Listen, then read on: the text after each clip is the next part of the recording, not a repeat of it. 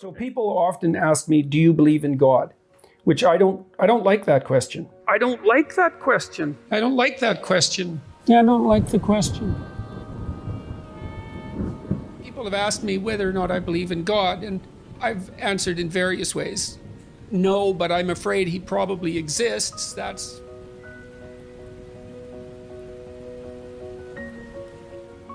The traditions bind the community together. Now, I'm saying that, and I don't go to church, and the reason I don't go to church is because, well, it drives me crazy, to speak frankly. I haven't been able to sit in a situation like that ever since I was, ever, really. That's really the truth of it, ever. I'm not convinced that that's a good thing, because I do believe, and I've had good conversations about this with Jonathan Pageau, I do believe that communal return to the source of the community's ethics is actually a necessary thing. And maybe I'm atoning for my past sins by doing these biblical lectures at the moment, which is something that's communal.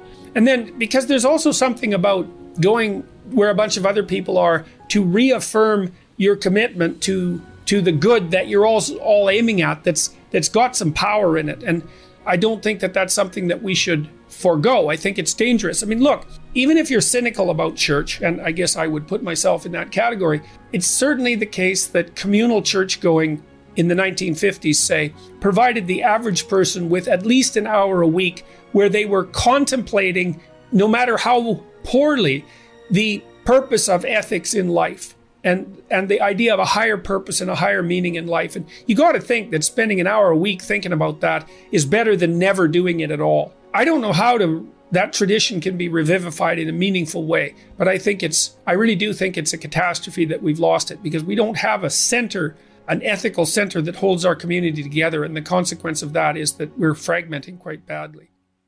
But what you see there is if you view someone with love, then it's incumbent upon you to treat them as if they're valuable. And then the more you treat other people as if they're valuable, the better person you are. That just comes along for the ride in some sense. So none of that seems questionable to me. That seems solid. And so then maybe the more love you view other people with, the higher the moral demand that's placed on you. And then I would say too, well then, that's another reason why it's so important to be truthful and in some sense to be good, because it isn't obvious to me that you can withstand that moral load if you're compromised by too much sin. It's too much. And that's another thing that we're not very good at teaching young people about. You shouldn't do that. It's like there's a sanctimonious authority that goes along with that that's the wrong tone. It's more like,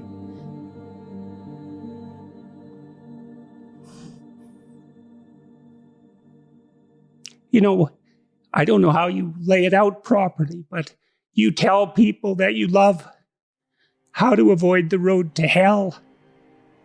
And you don't do that because you're shaking your finger at them or because you're a moral authority. You do it because you don't want them to burn. And I think there's too much of the moral authority still in the church and not enough of the love that helps people avoid the fire. Tammy, my wife, has always taken the idea of truth very seriously. Her recent brush with death has deepened her religious sense and impelled her towards a life that's more consciously focused on service to others, her family in particular, but not only her family, people beyond the family. And I also think that's a function to some degree of our stage of life. She's a grandmother now, and her children are grown and able to take care of themselves, and so she can turn her attention to other people, maybe farther afield from the immediate family. I'm watching what she's doing and listening to her and watching her practical application of her faith, and that affects me just as everything she does affects me, because I watch what she does and take it seriously. Her recent actions have indicated she's helped a number of people quite substantially the group that she's been communicating with. And all of that's very interesting to me. She's showing me, I've taken the idea of God seriously for a very long time. And I've said on multiple occasions that I try to act as though God exists, and that's essentially my definition of belief. When people say, do you believe in God? Belief is a multidimensional word. And one question is, well, what do you mean by believe? And for me, the proof of belief is to be found in action. And I decided that I would act as if God existed a long while back. And of course, I'm imperfect in that, inevitably. Now, she's doing that more explicitly as well. Not that she wasn't doing it quite well to begin with, but she's doing it more explicitly and also more within the confines of traditional religious conceptions. Although she's not attending church, she's associating with a number of people who are formally religious, and all of that's informing the way that she conducts herself. It's watching her do that has also highlighted for me the missing praxis in Western Christianity. If you want to be a Christian, let's say, if you think that's necessary, it's not exactly obvious what you should do. You should go to church, but that's not enough, I don't think. I find it useful to contemplate the highest good on a continual basis. I'm trying to keep myself oriented in that direction. It's a religious orientation, fundamentally. It's an overwhelming orientation, but there's no escaping the questions of the ultimate meaning of life. I'm not an atheist anymore because I don't look at the world that way anymore. I'm not a materialist anymore. I don't think the world's made out of matter. I think it's made out of what matters. It's made out of meaning. What we orient towards unconsciously, which means what captures our attention, is meaning, and it captures our attention before we know what it is. The brain acts as if the world's made out of information or made out of meaning. Who would have the audacity to claim that they believed in God if they examined the way they lived? Who would dare say that? To believe, you think, to believe in a Christian sense, to actually, this is why Nietzsche said there was only ever one Christian, and that was Christ. To have the audacity to claim that means that you live it out fully. And that's an unbearable task in some sense. To be able to accept the structure of existence, the suffering that goes along with it, and the disappointment and the betrayal, and to nonetheless act properly, right? To aim at the good with all your heart, right? To dispense with the malevolence and your desire for destruction and revenge and all of that, and to face things courageously and to tell the truth, to speak the truth and to act it out. That's what it means to believe. That's what it means. It doesn't mean to state it. It means to act it out. And unless you act it out, you should be very careful about claiming it. And so I've never been comfortable saying anything other than I try to act as if God exists, because God only knows what you'd be if you truly believed. I mean, if you think about it in some sense, that's the central idea in Christianity, is that if you were capable of believing, it would be a transfiguring event, a truly transfiguring event. And I know people experience that to one degree or another, but we have no idea what the limit of that is. And we have no idea what the possibility is within each person if they lived a life that was maximally courageous and maximally truthful. You know, because maybe you're running at 60% or 70% or 20% and at cross purposes to yourself. God only knows what you'd be if you believed. And so, while I try to act like I believe, but I'd never claim that I manage it.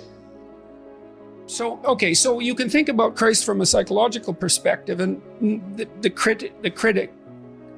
my critic, this particular critic that I've been reading, said, well, that doesn't differentiate Christ much from a whole sequence of dying and resurrecting mythological gods. And of course, people have made that claim in comparative religion. Joseph Campbell did that, and Jung to a lesser degree, I would say, but Campbell did that. But the difference, and C.S. Lewis pointed this out as well, the difference between those mythological gods and Christ was that there's a representation of, there's a historical representation of his existence as well. Now you can debate whether or not that's genuine. You can debate about whether or not he actually lived and whether there's credible objective evidence for that, but it doesn't matter in some sense because this, well, it does, but there's a sense in which it doesn't matter because there's still a historical story. And so what you have in the figure of Christ is an actual person who actually lived plus a myth. And in some sense, Christ is the union of those two things. The problem is I probably believe that, but I don't know.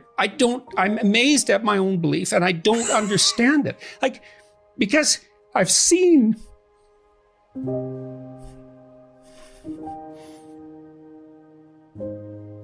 sometimes the objective world and the narrative world touch. You know, that's Jungian synchronicity. And I've seen that many times in my own life. And so in some sense, I believe it's undeniable. You know, we have a narrative sense of the world. For me, that's been the world of morality. That's the world that tells us how to act. It's real. Like, we treat it like it's real. It's not the objective world. But the narrative and the objective world touch. And the ultimate example of that, in principle, is supposed to be Christ. But I don't know what to, that seems to me oddly plausible, but I still don't know what to make of it. It's partly because it's too terrifying a reality to fully believe. I don't even know what would happen to you if you fully believed it. But are you a prophet? And, see, to say yes or no, I have to think about how I might be conceptualized. How what I'm doing might be conceptualized. No, I think I see myself as a psychologist, and fundamentally I am a psychologist. I'm a behavioral psychologist, and I got very interested in psychoanalytic thinking, especially the Jungian variants, and I'm a professor, and I'm doing that, you know, on a much larger stage, let's say, but that's really what I'm doing. And so it's a combination of those two things. And I speak about religious matters, but I don't see myself as a religious leader. I don't want to make that lift from me the intolerable burden of my ignorance, arrogance, willful blindness, bitterness, and resentment. As I pray that others rise above the same faults and temptations. I watched Fox News release a message this week. There are terrible things afoot under the surface of our society, and the perpetrators are coming for you and coming for us. And then I watched the Democrats respond in panic and anger, saying, there are terrible things afoot under the surface of our society, and the perpetrators are coming for you, coming for us. Are there terrible things afoot? Bubbling under the surface? Is something coming for you and for us? Ask yourself how true that is of yourself and your own life. Have you addressed all that? Are you concerning yourself with the dust in your enemy's eyes instead of attending to the filth that obscures your own sight?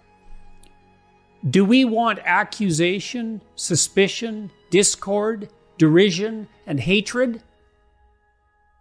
Or the peace and prosperity and happiness that beckons to us at this moment like never before? Who's the enemy here? Is it the basket of deplorables? Is it the freaks and the queers? Is it the plumbers and carpenters and tradesmen and managers who work honestly and diligently during the day, and the soldiers who stalwartly defend the borders and protect us?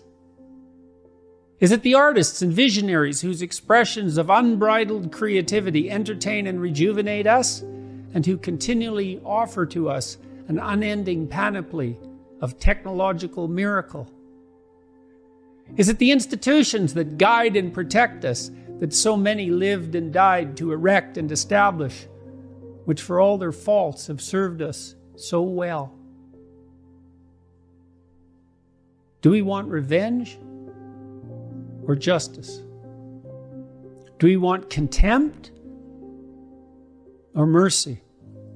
Do we want war or peace? And what are you aiming at in your heart of hearts? I see even the best of men degenerating into the exchange of blows. I see even the best of men identifying the enemy in our neighbors and friends. I see even the best of men falling prey to cowardice and self-righteous anger. It needs to stop. I need to stop. You need to stop before it's too late.